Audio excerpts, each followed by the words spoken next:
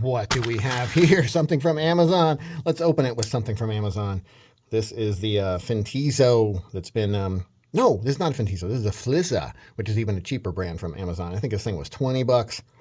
It's kind of in the middle of being modded. I modded the spring placement so that it has a better detent, but I still got to finish kind of contouring these G10 scales so they look good. They're a little rough right now. I just kind of, I don't know, I grinded them down a little bit so that I could reach the lock bar, because it was hard to reach before. They were real fat right there, and you had to kind of reach in and grab them, but now they stick out a little bit like they should. But all I really got to do is kind of touch them up, just kind of round them off, make them a little prettier, and then it's done. I think so. It's good enough for opening this package.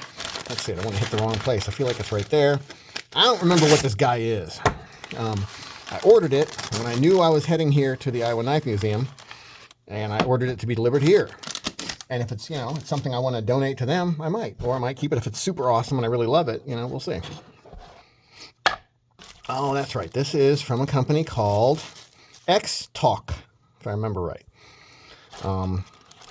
Man, I love these little things. Some of these little cheap Chinese knives come with this little L-shaped tool that's T8 on this side and T6 on this side, and it's perfect, man. It's all you need for most knives.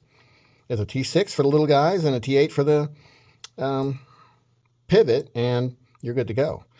Now this guy has 2 screws in the back here. Interesting. Oh, well, okay. I think that you can switch. The pocket clip is straight, so you can use it on either side. Yeah, it has like a little inset piece here, and that's taking the place of the pocket clip on this side. And so when you want to switch the pocket clip over, you got to unscrew it, take it out, and put it over on the other side, and take this piece and put it back over on this side, I think. That is my guess. Boy, I love Frag, even on a real cheap knife. Looks pretty good. It feels great. It's real deep Frag, if you can see that. It's really deeply cut into the G10. Pretty nicely done. Now this guy isn't super big or anything. Let's pop it and see the blade. Okay, the detent could be a little stronger. Boy, it feels like it's got a little bit of a bump, bump, bump, bump, bump action going. I wonder if it's a little bit over tightened. Let's try it out.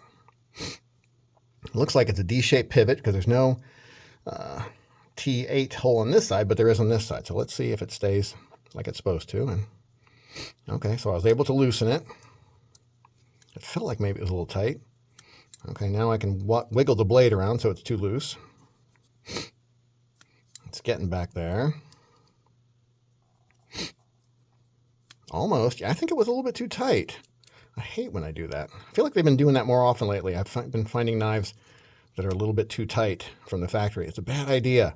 You end up squishing the bearings into the different metal parts. Oh, that's so much better. Wow. Wow, it was way too tight before. Look at this. It's drop shedding now. That's crazy. And it flips out better. Wow. Now there's a little bit of grittiness to it. But that might be just from being over tightened, and it's something that might wear, you know, or it could just be something I could take apart and clean. The blade kind of reminds me of the Kaiser Grazisio, a little bit. Now, but this one is a front flipper though. Boy, I kind of like how they did that. Look at that. They got jimping here, and then they skip this area where it lines up with this area. So it just kind of ties in really well.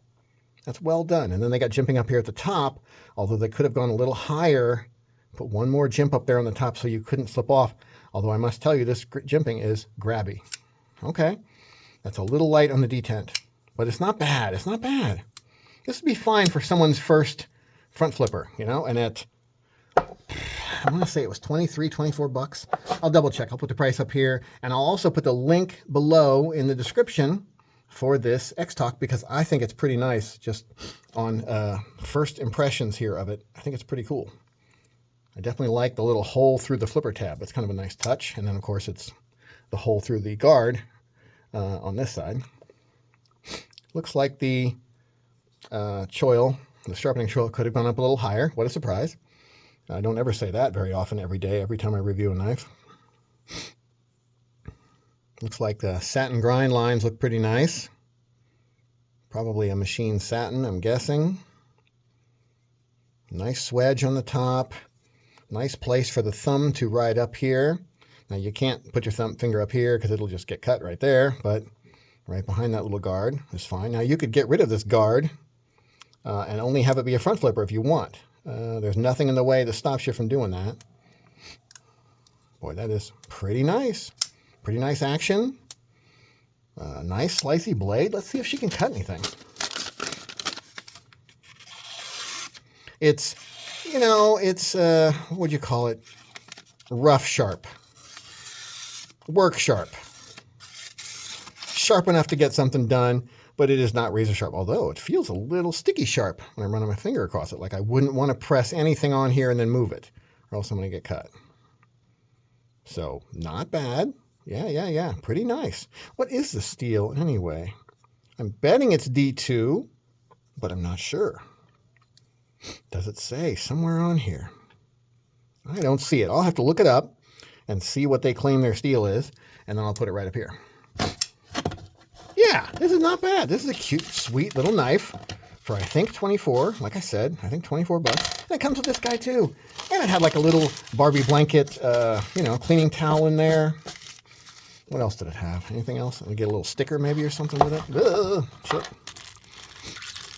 No, but you got a foam piece in there. I mean, it's a decent little box, right? That's not bad.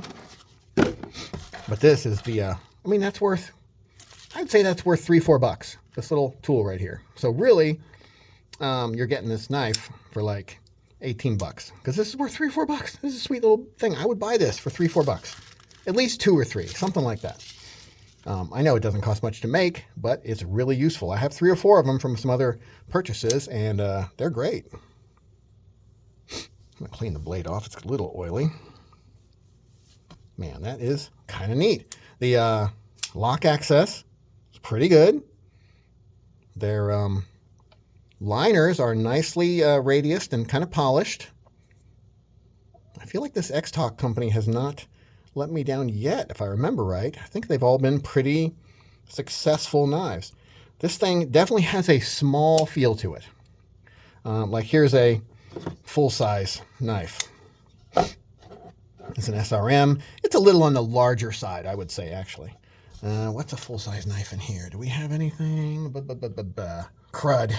I don't have much. It's like a full-size knife. I mean, here's a small Walmart knife. So it's only a hair bigger than what I would call a smallish Walmart knife. All right, so this is a kind of a junker from Walmart. And, you know, it's that small EDC size. This is a little bigger. I'd say this is your kind of average EDC size, but a little on the skinny side, top to bottom. Now, is it a little thick? Yeah, it's a tad thick for how tall it is.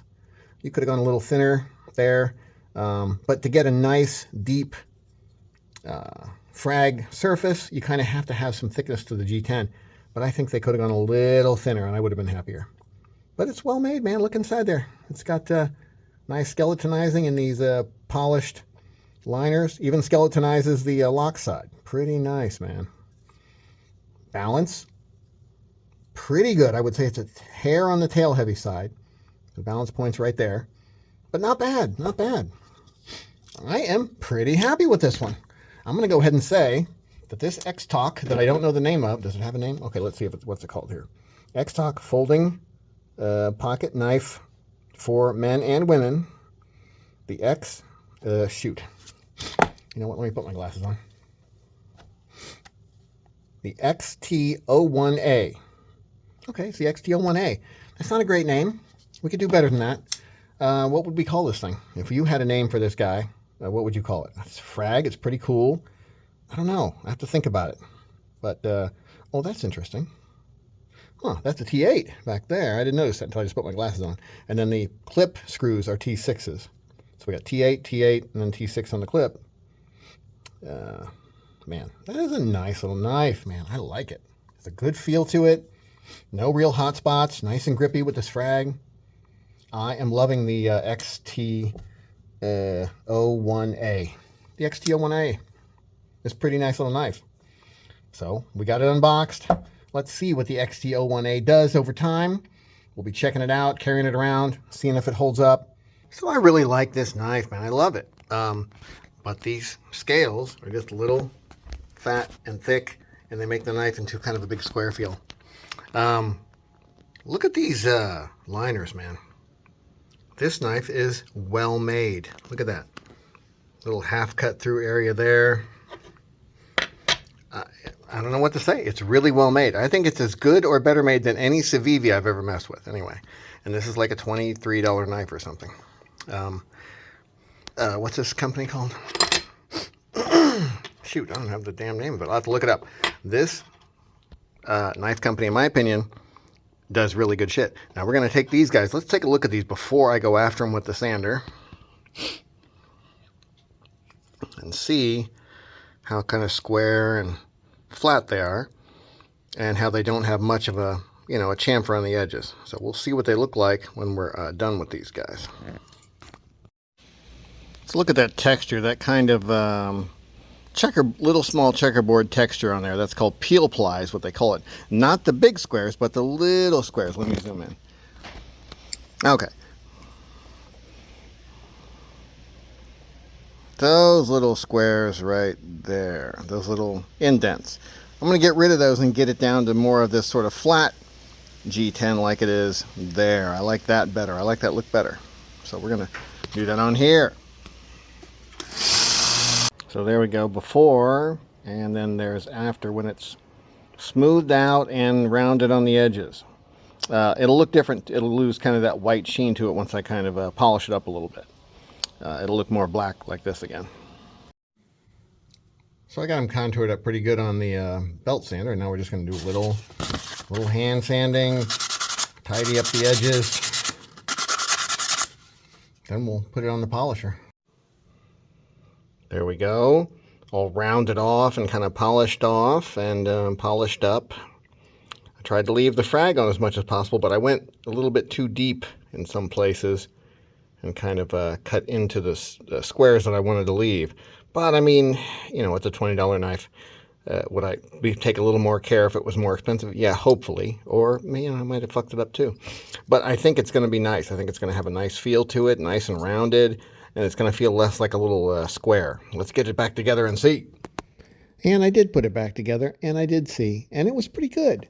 The knife is really, really nice. I like it thinner like it is. I probably wouldn't have gone quite so far into cutting into those frag squares quite as much if I had it to do again. But right now I'm laid up after a hip replacement and on drugs. So I can't really go get it. My wife doesn't want me playing with really sharp things, and it's pretty sharp.